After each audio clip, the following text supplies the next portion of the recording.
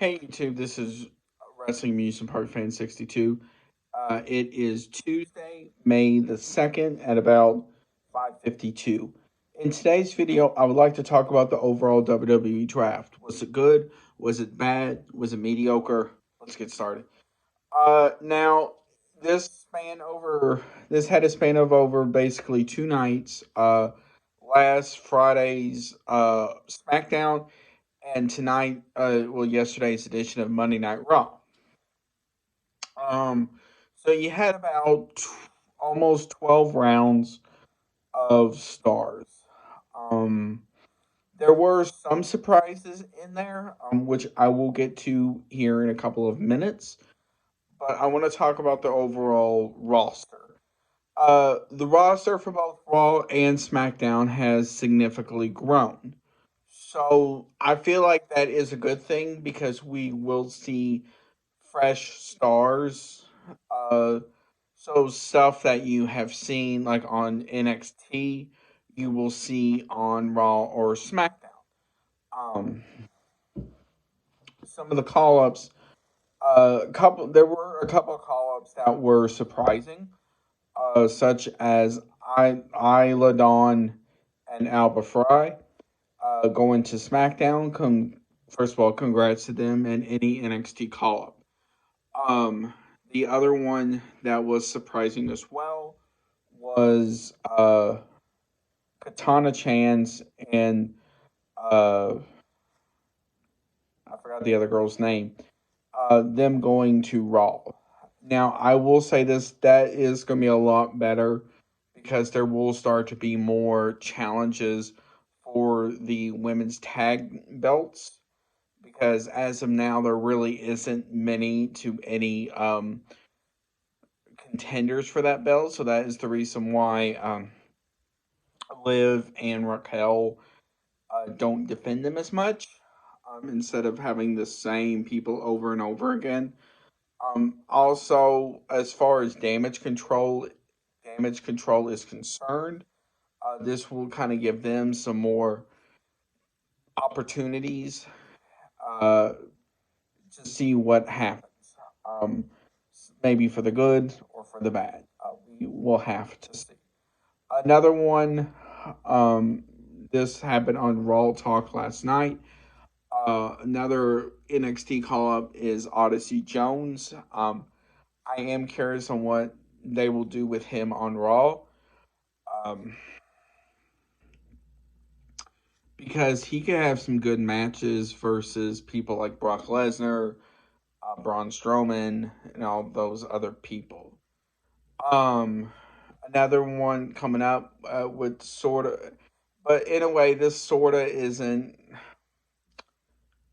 a call up. It's just been brought up again. Is Indashare, which is Jinder Mahal with Shanky, I believe, and the guy that said he was coming for weeks. Uh, yeah. So I believe it was Shanky. Anyway, uh, they're coming up. So they really weren't in NXT long. Um, Now Grayson Waller is coming up as well to SmackDown. Um, I am curious on how he will do on SmackDown.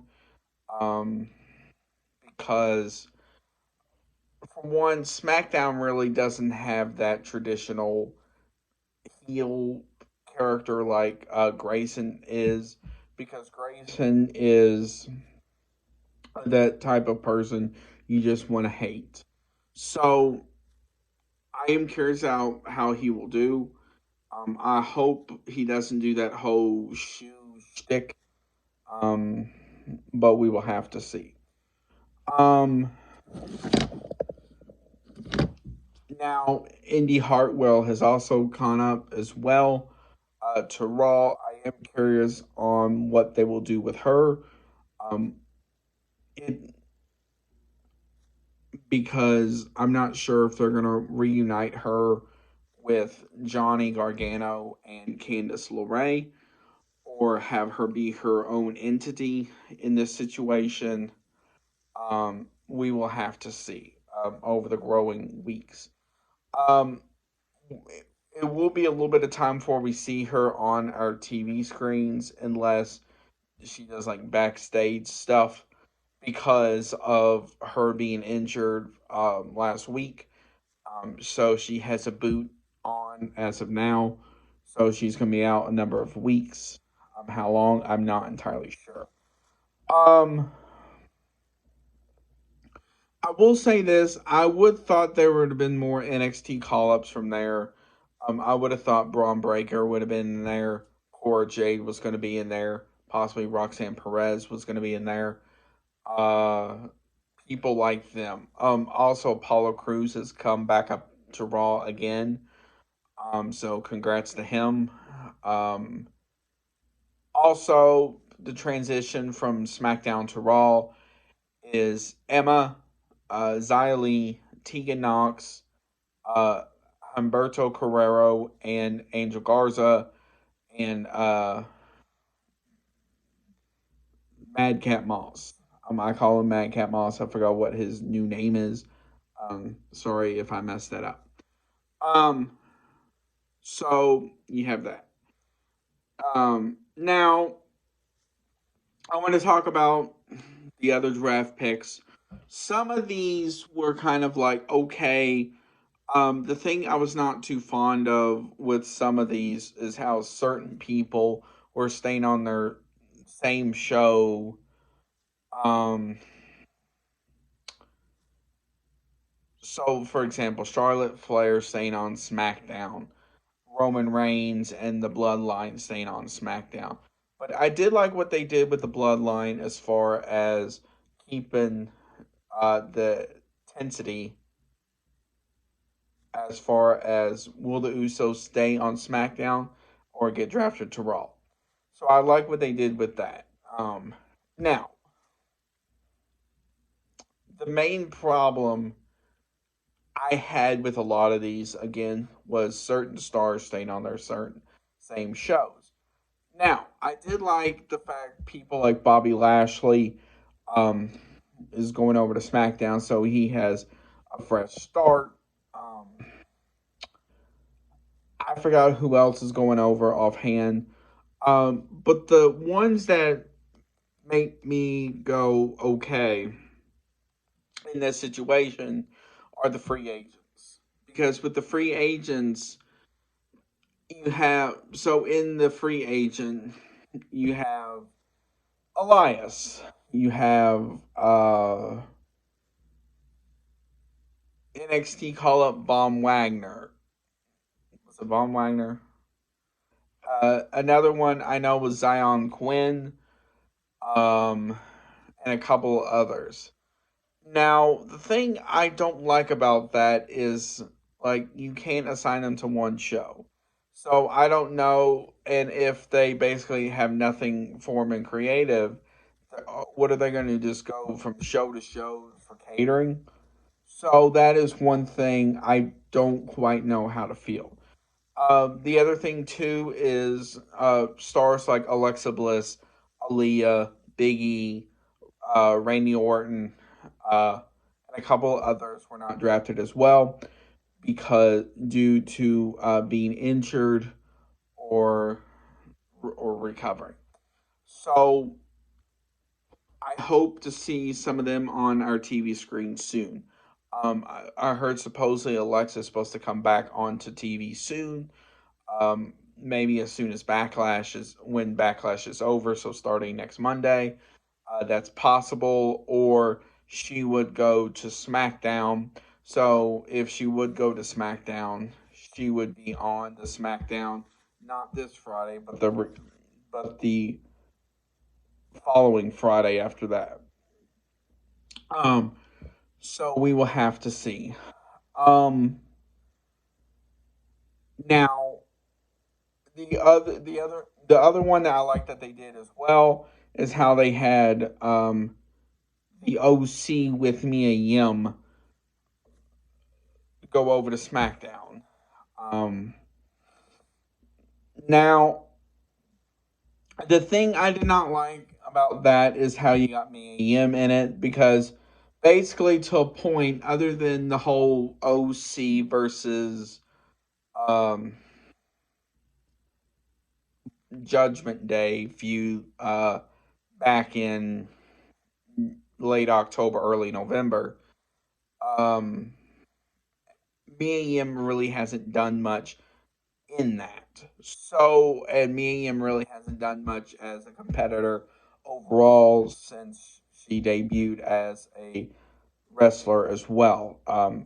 She has had a few TV matches, but overall, it really has not been much. Um, and so that is the other thing as well. I wish they would start using a lot more of this talent that they're bringing in. I hope they're not starting to do like the pre-COVID stuff as far as like just keeping talent even though they can't use them. Um, now, I did like the fact as well when with Braun Strowman and Ricochet coming back or coming over to Raw, I should say. They also did a swap of ring announcers. So SmackDown's Samantha Irving has gone to Raw, and Mike Rome for Raw has gone to SmackDown. So that is one. Another one as well um, that was good that I will say with the switch as well is Nakamura to Raw because Raw has been a show he has not been on yet as a star week to week. It's always been NXT and then it was SmackDown since 2016. So overall, the draft was not terrible, but it wasn't that great. Now the star, I am curious how this will go on Raw, at least in the women's division, is going to be Zoe Stark. Um, I with her being a heel, and she's one of those cocky heels as well. I am curious how she is going to be in this equation because I'm not sure if she how she'll be able to handle that. The tag team I am curious about on SmackDown, um, just with their gimmick and how they be with the crowd, is Pretty Deadly.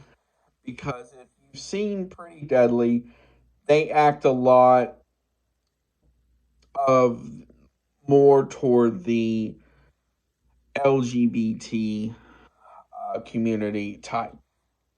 Now, they play it well, but my main concern about it is when they start going, maybe not so much TV, but more when they start going toward like small towns and such, how they will react to that.